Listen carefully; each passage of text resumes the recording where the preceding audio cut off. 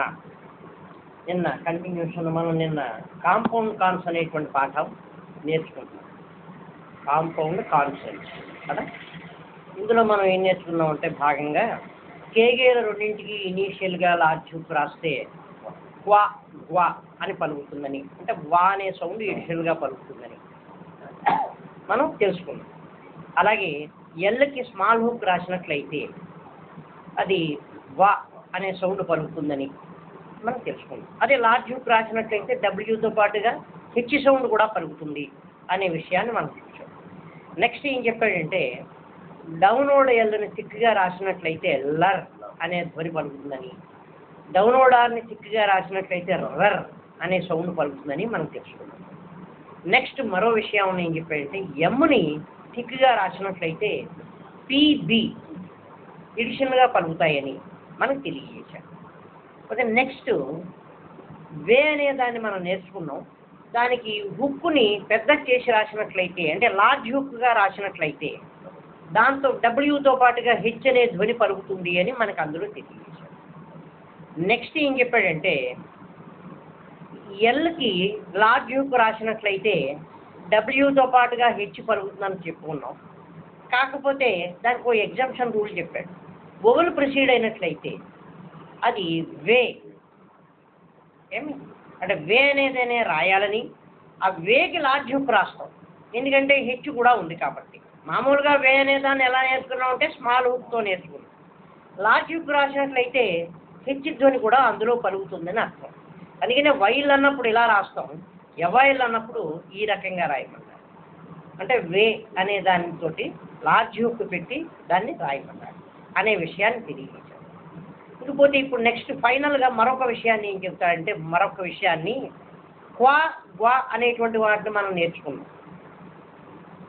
అంటే కేకి large hook రాయడం ద్వారా క్వా అనేది, గేకి లార్జ్ హుక్ రాయడం ద్వారా గ్వా అనేది నేర్చుకున్నాం. దీని తర్వాత వచ్చేటువంటి ఎల్ని అంటే క్వా గ్వాల తర్వాత వచ్చే ఎల్ని వొవెల్ ఫాలో అయితే పైకి రాయాలి. వొవెల్ ఫాలోస్ క్వా గ్వాల తర్వాత ఉండే ఎల్ని వొవెల్ ఫాలో అయినట్లయితే అంటే ఎల్ తర్వాత వొవెల్ ఫాలో అయినట్లయితే పైకి రాయాలి. ఒకవేళ ఫాలో కాకపోతే కింద రాయాలి. అది మనకి ఇక్కడ విషయాన్ని ఇందులో తెలియజేస్తాం.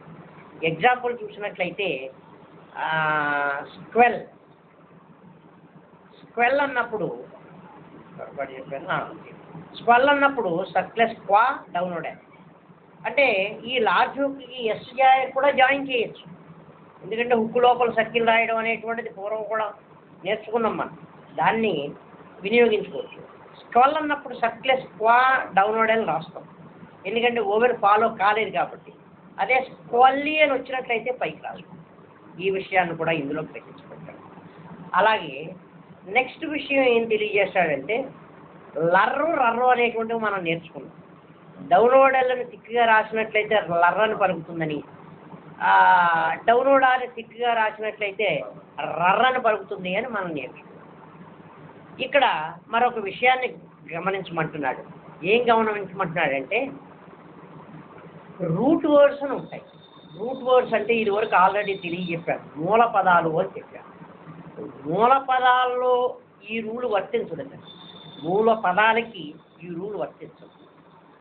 అంటే రూట్ వర్డ్స్ అంటే ఆల్రెడీ ఒక నియమం ద్వారా ఏర్పడినటువంటి పదాలు ఆల్రెడీ ఇదివరకు నుంచి నేర్చుకుంటూనే ఉన్నాం మనం. ఆ రూట్ వర్డ్స్ అంటే మూల పదాన్ని ఈ రర్రో అనేటువంటి రూల్ని అప్లై చేయకూడదు. ఫర్ ఎగ్జాంపుల్ మిల్ అనే పదం ఉంది, ఎంఎల్, ఇది అప్పవడే లాలర్. ఇప్పుడు మిల్లర్ అనే పదం రాయాలి అంటే మిల్లులోంచి వచ్చిందే కాబట్టి మిల్లర్ అన్నప్పుడు, అంతేగాని నేను డౌన్లోడర్లో ఎం రాసి దానికి డౌన్లోడర్లో థిక్గా రాసేస్తానని మిల్లర్ అయిపోతుంది కదా అని అడగకూడదు.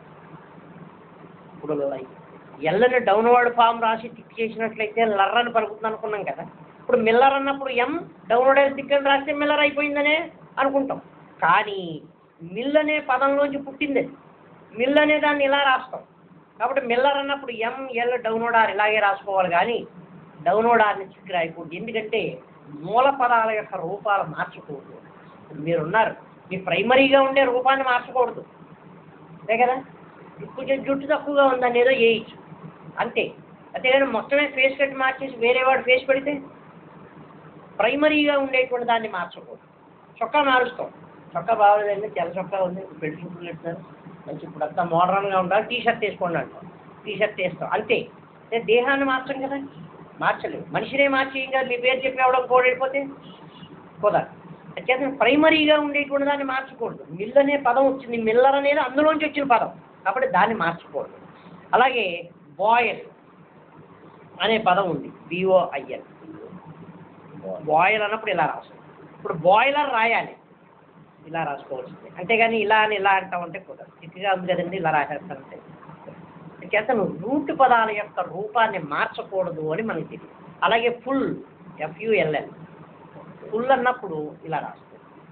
అదే ఇప్పుడు దీన్ని రాసుకోవచ్చు, పుల్లర్. లర్ అన్నప్పుడు డౌన్లోడాన్ని రాసుకోవచ్చు. ఎందుకని రూట్ మూల పదం యొక్క రూపం ఫుల్ అని ఇలాగే ఉంది కాబట్టి ఇప్పుడు పుల్లర్ రాయాలి అంటే దాన్ని టిక్ చేసి రాసుకోవచ్చు. ఎందుకని దాని రూపం ఏం మార్చలా, దాన్నే టిక్గా యాజ్ ఇట్ ఈస్గా ఉన్నదాన్ని రాసాం. ఎడిషనల్గా టిక్గా రాస్తే లర్ అనేది ధ్వని పలికేస్తుంది కాబట్టి అలా రాసాం. అలాగే స్నోర్ అనే పదం ఉంది, డౌన్లోడార్ ఇలా రాసాం. స్నోర్ అన్నప్పుడు, స్నోరర్ అన్నప్పుడు రాసుకోవచ్చు ఇలా టిక్గా రాసేది.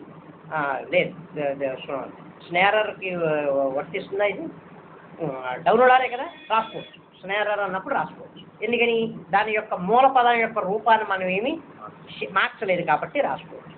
అది ఇక్కడ మనం గ్రహించాలి విషయం. ఈ విషయాన్ని గ్రహించి మనని పదాలు తయారు చేసుకోమని మనకి తెలియజేస్తున్నాడు రైటర్ గారికి.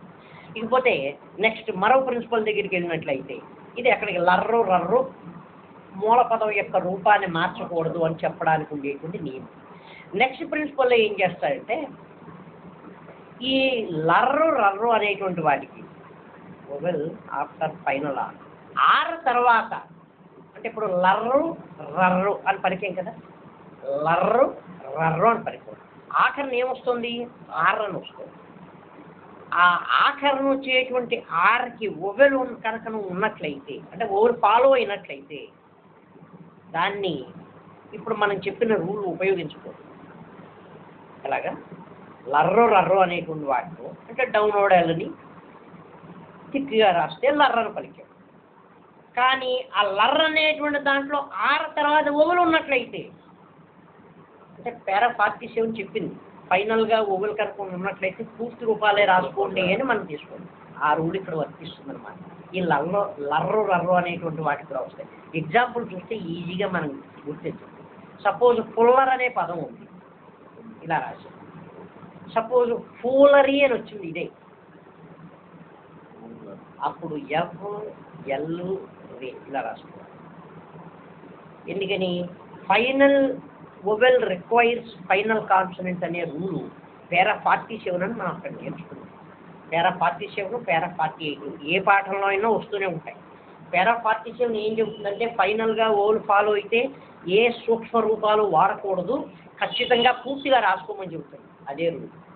పారా 48 రూట్ వర్డ్స్ గురించి చెప్తుంది, పైన చెప్పినట్టు అంటే మూల పదాల యొక్క రూపాన్ని మార్చకూడదు అని ముందుగానే చెప్పేశాడు.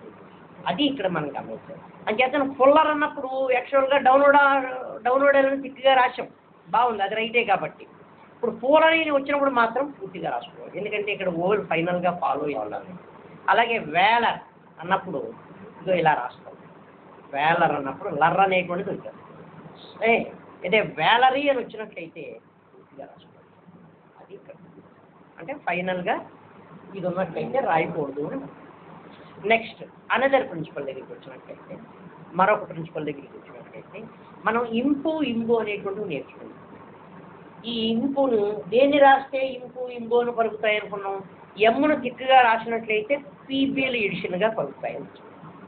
ఇక్కడ ఏం చెప్తాడంటే ఇంపు కదా, ఈ ఎమ్కి దిక్కుగా రాసినటువంటి ఈ ఎమ్కి ఇనీషియల్గా కనుక ఒక స్మాల్ హుక్ రాసినట్లయితే అది ఇంపర్ అనే ధ్వని పలుకుతుంది. ఎమ్మును దిక్కుగా రాష్ట్రం పి పలికింది, దానికి ఆర్ హుక్ తగిలించాం, ఇంపర్ అని పలికింది. అలాగే ఇంబు, ఈ ఇంబ్ అనే దానికి ఇనీషియల్గా లార్జ్ హుక్ పెట్టినట్లయితే ఇంబర్ అని పలుకుతుంది.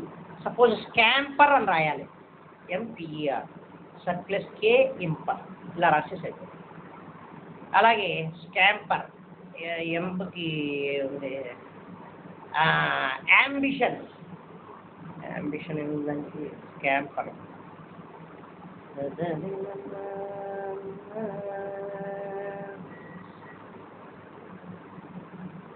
హ్యాంపెన్.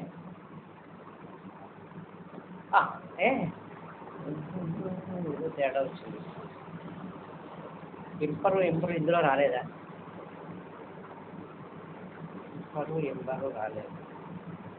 సరే, ఇంపరు ఇంకా ఇందులో కాదులే, వేరే లెసన్ అవుతుంది, ఇది కాదు. ఇప్పుడు ఏంటంటే ఈ ఎమ్మని తిక్కుగా రాసినట్లయితే మనం ఏం పలుకుతుంది అనుకున్నాం? పి పలుకుతుంది అనుకున్నాం కదా. అలాగే ఎమ్మని తిక్కుగా రాస్తే బి పలుకుతుంది అనుకున్నాం కదా. అంటే ఇంబో అనేటువంటివి మనం అనుకున్నాం.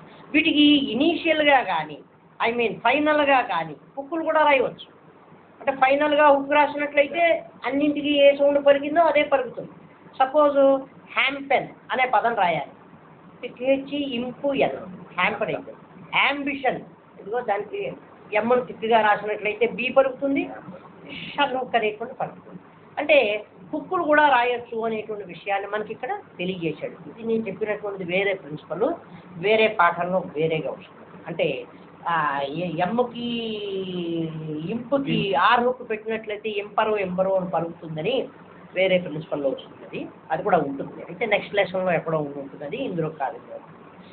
ఎమ్మకి కనుక తిక్కుగా రాసేటువంటి ఎమ్మకి పీబీలతో పాటుగా ఇనీషియల్గా ఏమైనా హుక్ రాసినట్లయితే, ఫైనల్గా కానీ హుక్ రాసినట్లయితే ఆ హుక్కులు యథాతథంగా యాజ్టీజ్గా 12కి ఎలా పలుకుతాయో అలా పలుకుతాయి అని ఇక్కడ తెలియజేశాం.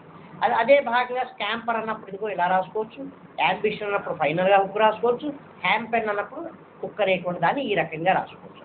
అయితే కొన్ని పదాలను మాత్రం గుర్తించాల్సినట్టు ఉంటుంది. ఎలాగంటే ఎమ్ము వెనువెంటనే పర్ర కానీ, బర్ర కానీ, పళ్ళు కానీ, బళ్ళు కానీ వచ్చినట్లయితే ఎమ్ము వెనువెంటనే పర్ర కానీ, బర్ర కానీ, పళ్ళు కానీ వచ్చినట్లయితే ఈ ఎమ్మను తిక్కుగా రాయడం అనేటువంటి దాన్ని అప్లై చేయకూడదు. ఎమ్మ వెనువెంటనే ఎమ్మను మనం తిక్కుగా రాస్తే పీవీలు పలుకుతాయి అనుకున్నాం. అయితే ఎమ్మను తిక్కుగా ఎప్పుడు రాయకూడదు అంటే ఎమ్మ వెనువెంటనే పర్ర కానీ, బర్ర కానీ, పళ్ళు కానీ, బళ్ళు కానీ వచ్చాయి. ఎలాగంటే ఇంప్రెస్, ఎం పర్సెంట్లెస్ ఇలా రాసుకోవాలి. అంటే ఇక్కడ మీరు చాలా జాగ్రత్తగా గమనించాలి. ఇప్పుడు హెంప్ అన్నాం అనుకోండి, ఎమ్ తర్వాత పి ఏమవుతుంది? కలిసి పలుకుతుంది. జాగ్రత్తగా గమనించాలి. హెంప్. ఆ ఇంపార్టెన్స్ ఏముంది? ఎమ్మలో పి అనేది మిడితివైపోయి వినపడుతుంది.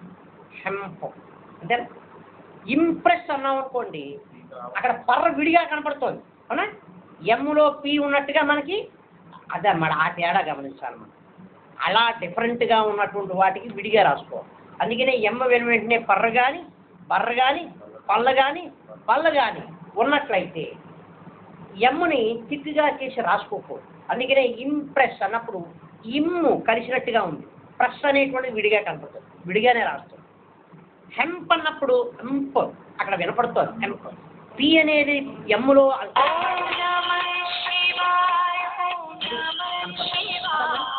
అక్కడ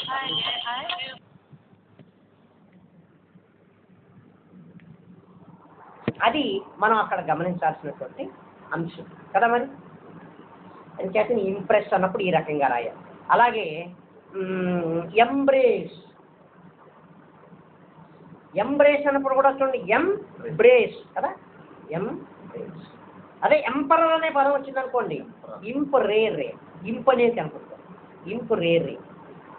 అది తేడా. ఆ తేడా గమనించి మనం రాసుకోవచ్చు. అలాగే ఇంప్లై అన్నాం అనుకోండి, ఇంప్లై అన్నప్పుడు ఎంప్లై, అది ఇంప్లై అన్నప్పుడు. అలాగే ఇంపెల్ అన్నాం అనుకోండి, అదే అన్నప్పుడు ఏమైనా ఇంపు ఎల్ ఇలా రాసుకోవచ్చు. అది ఆ తేడా గ్రహించుకోమని మనం తెలియజేస్తాం. అది ఇందులో మనకు అంటే ఈ భాగంలో నిన్నటి భాగంలో మినహాయిస్తే వాటి భాగంలో పరిశీలించినట్లయితే క్వా గ్వా తర్వాత ఎల్ వచ్చినప్పుడు ఒకటి ఫాలో అవుతే పైకి, ఫాలో కాకపోతే కింద. నెక్స్ట్ అలాగే ఆ రూట్ పదాల యొక్క రూపాన్ని మార్చకూడదు అని తెలియజేస్తాడు. ఇంకేతంటే లర్రు రర్రు అని నేర్చుకున్నాం. ఆ ఆరు తర్వాత ఓవెల్ ఫాలో అయినట్లయితే పైకి రాయాలి, కాకపోతే కిందకి రాసుకోమని మనకి అదే రూట్ పదాల యొక్క రూపాన్ని మార్చకూడదని చెప్తారు. అది అయిపోయింది కదా. నెక్స్ట్ లర్రు రర్రు తర్వాత ఓవెల్ కనుక ఫాలో అయినట్లయితే రే అనేటువంటి దాన్ని రాసుకోవాలి, అంతే తప్పించి దీన్ని రాసుకోకూడదు. ఇంకేతంటే సూక్ష్మ రూపాన్ని రాసుకోకూడదు అని పేర 47 మనకు తెలియజేస్తుంది. నెక్స్ట్ ఎమ్ దగ్గరికి వచ్చినట్లయితే ఇంపు ఇంబు అంటే ఎమ్మని తిక్కుగా రాస్తే ఇంపు ఇంబు పలుకుతాయి. బట్ ఏమైనా హుక్కులు కూడా రాసుకోవచ్చు, ఇనీషియల్గా కానీ ఫైనల్గా కానీ హుక్కు రాసుకోవచ్చు.